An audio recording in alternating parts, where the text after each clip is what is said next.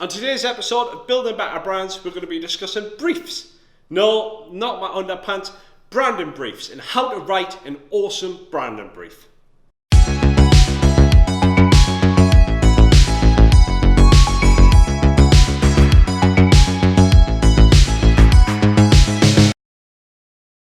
I'm Tony Hardy, founder and director of Canny Creative, and today we're going to be talking about how to write a great branding brief to give to an agency to help you get your branding project started. So just for some context, a branding brief is essentially a document that you would write out all about your business, all about the goals, objectives, challenges faced, etc., etc. You would give that over to your branding agency or chosen few agencies to help get prices, get proposals back. So yeah, let's dive straight in. The first thing to cover off in your brand brief is all about you and your business. What do you do and how do you make your money? What makes you unique when stacked up amongst your competitors? And how do customers buy within your sector? These three questions are kind of a good top level overview of the business, but the more information you can share here, the better. Secondly, what's the objective of your branding project? It might be, our brand is old and tired in the marketplace. We need something fresh. We want to inject some new life into our brand identity to help us stand out amongst the competitors. What is the objective of the project and why are you doing it? And then cover off your target audience and your target markets. We've got a video about this already. We'll link it up in the description below. But basically profile your ideal customers here, and that'll help get your branding agency on the same wavelength as you. Next up, what's the current lay of the land?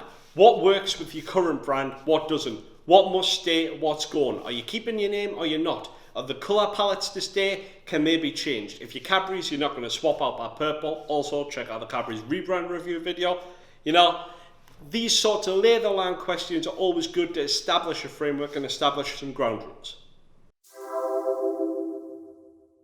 Next, we're going to get down to the nitty-gritty. You want to cover off project-specific information. Are you a bricks and mortar store? Is it a restaurant? Is it an online-only business? What are you really looking to achieve? Do you want more visitors to your premises? Are you looking for more online sales? All these sorts of questions are things you want to cover off in this section. Really talk about your project, the real specifics, what it is you're trying to get out of it. Other things you might want to consider at this stage are things like, what's the marketing strategy going to be? Is there a website in place that we have to be aware of? What are we going to do about digital marketing? All these questions should really go into the project-specific information and help build a real good picture of where you are and where you want to be going.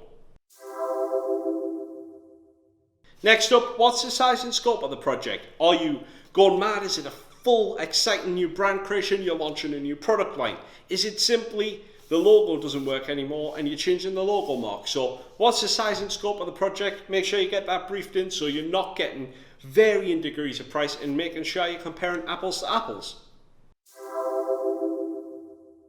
Next, expand on your business. So we covered a little bit off in the intro, but let's consider the following questions.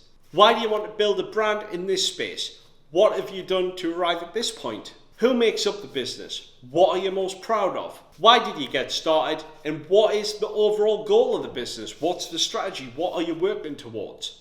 All these sorts of questions lay and build layers upon that initial introduction. So yeah, get them down and get your agency, give them the full picture. Then for sure, we're going to want to hear about your competitors. Who else is doing things within your space? Are they doing them well? Are they not? What do you like about their brand identity? What do you like about their strategy? What's their website doing? All these sorts of good, juicy bits of information are always good to get our hands on. We like to research, we like to see what else is in the space, and then are we trying to fit into that market? Are we trying to do something completely different and really make a paradigm shift into a different space altogether? Get that down, it's always good. Now you may or may not have this down, but if you've got a brand strategy set already, do include that. If not, we've got some great templates and a free resource that I will also link up below. If you've got it already, do include that alongside your design brief or your branding brief. It goes a long way and helps paint a fuller picture of your business. Next up, you want to actually list out what it is you're looking for as a deliverable. this is something a lot of people surprisingly miss out. You get a lot of information about that company, but not actually anything about what it is they need. Is it a logo design, some typography? Is it a colour palette? Do they need business cards? Do they need letterheads? If they want a full brand guideline?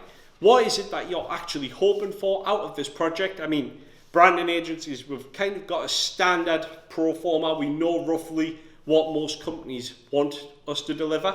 But if there's anything extra, PowerPoint templates, van liveries, shop signage, anything like that, make sure you list out your deliverables and be as clear and concise as you can about them.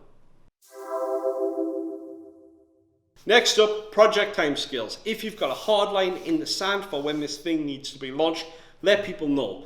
Let people know that you're sending out the proposals on Friday the 20th of September, and then you'd expect to receive communications and questions by the week after, then proposals the week after that, etc. Just try and build up a bit of a picture. Some agencies might rule themselves out. They might be too busy to take the work on, and that helps you and them get to the decision faster, meaning no time's wasted, which is always great. Just frame that discussion so people know what you're working towards. Next up, the money question.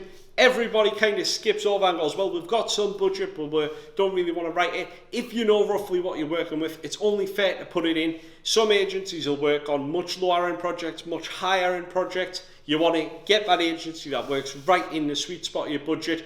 Again, we've got another video about the importance of sharing your budget, so we'll link that up just now.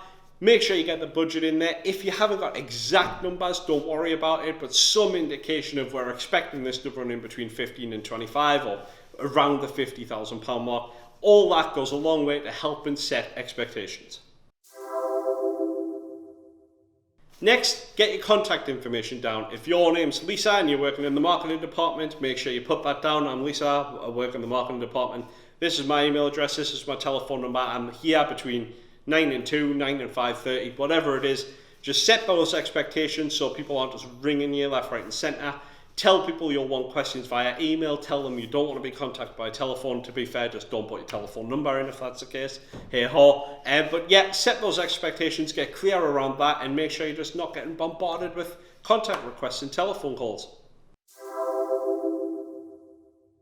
Next up, tell people how the project will be awarded. Does it break down into cost, value for money, suitability, proximity, previous experience, quality of design work?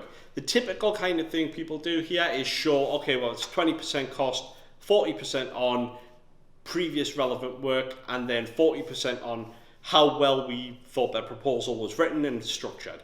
So give people a clear breakdown on what it is you're going to be making your decision based on. That goes a long way to helping your agency know exactly what to include.